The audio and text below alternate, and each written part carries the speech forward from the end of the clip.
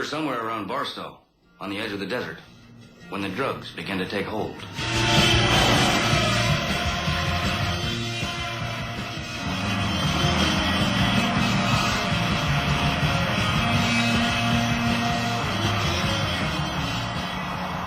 I remember saying something like, I feel a bit lightheaded.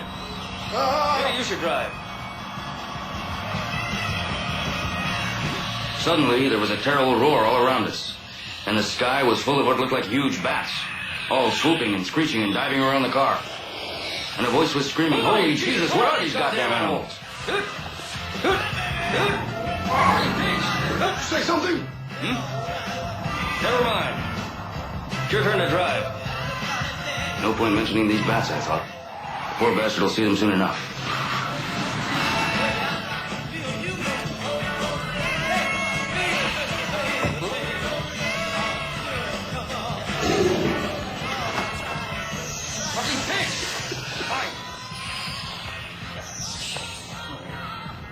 We had 2 bags of grass, 75 pellets of mescaline, 5 sheets of high-powered blotter acid, a salt shaker half full of cocaine, a whole galaxy of multicolored uppers, downers, screamers, laughers, also a quarter tequila, quarter rum, case of beer, pint of raw ether, and 2 dozen amyls. Not that we needed all that for the trip, but once you get locked into a serious drug collection, the tendency is to push it as far as you can. The only thing that really worried me was the ether. There is nothing in the world more helpless and irresponsible and depraved than a man in the depths of an ether binge.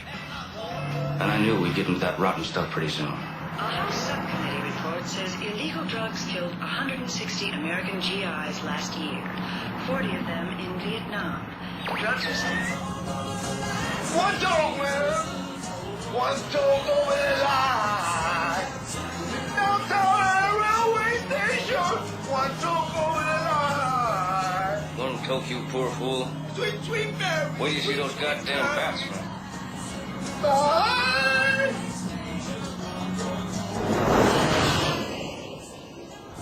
Just give the boy a lift. What? No! Wait! We can't stop here. This is back country. Damn, I never run a convertible before! Is that right?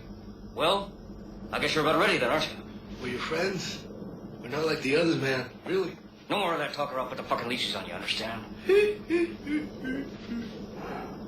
Get in.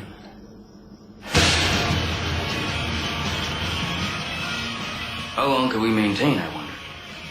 How long before one of us starts raving and jabbering at this boy? What will he think then? This same lonely desert was the last known home of the Manson family. Would he make that grim connection when my attorney starts screaming about bats and huge manta rays coming down on the car? If so, well, we'll just have to cut his head off and bury him somewhere. Because it goes without saying that we can't turn him loose. He'd report us at once to some kind of outback Nazi law enforcement agency and they'll run us down like dogs. Jesus, did I say that? I was just thinking. Was I talking? Did they hear me? It's okay. Just admiring the shape of your skull. No thanks. Maybe I better have a chat with this boy, I thought. Perhaps, if I explain things, he'll rest easy. All right, listen. There's one thing you should probably understand. Can you hear me? Good. I want you to have all the background. This is a very ominous assignment, with overtones of extreme personal danger. I'm a doctor of journalism, man. This is important, goddammit. This is a fucking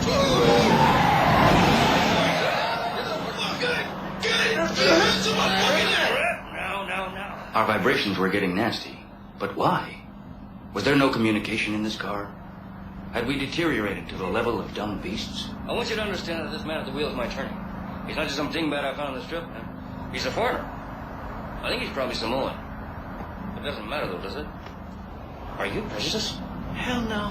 I didn't think so. Because in spite of his race, this man is extremely valuable to me. Oh, shit. I forgot about the beer. You want some? Oh. How about some ether? What? Never mind. All right. Let's get right to the heart of this thing. 24 hours ago, we were sitting in the Pogo Lounge at the Beverly Heights Hotel. In the patio section, of course. Drinking Singapore slings with mezcal on the side. Hiding from the brutish realities of this foul year of our Lord, 1971.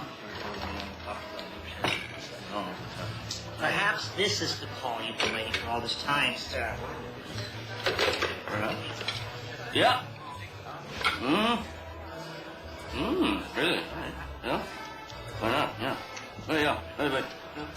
That was headquarters. They want me to...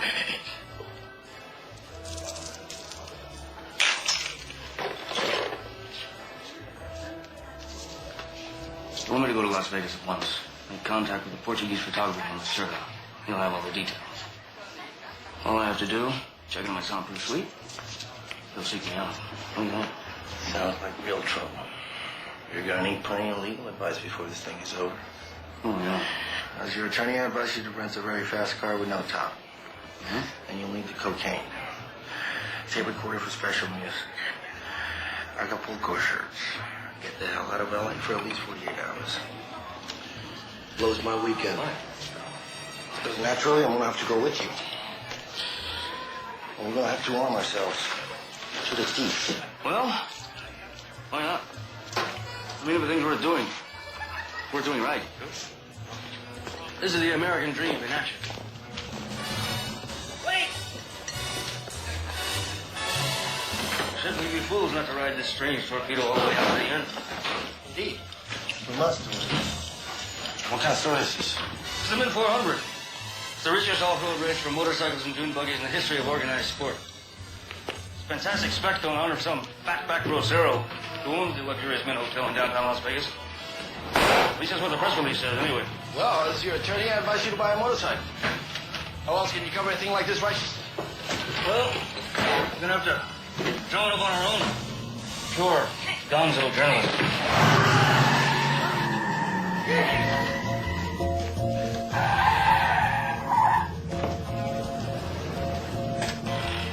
Getting hold of the drugs and shirts has been no problem.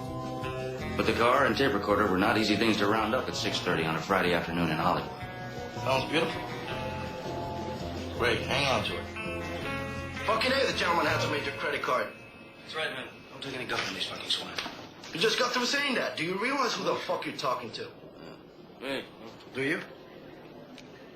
Be over in 30 minutes.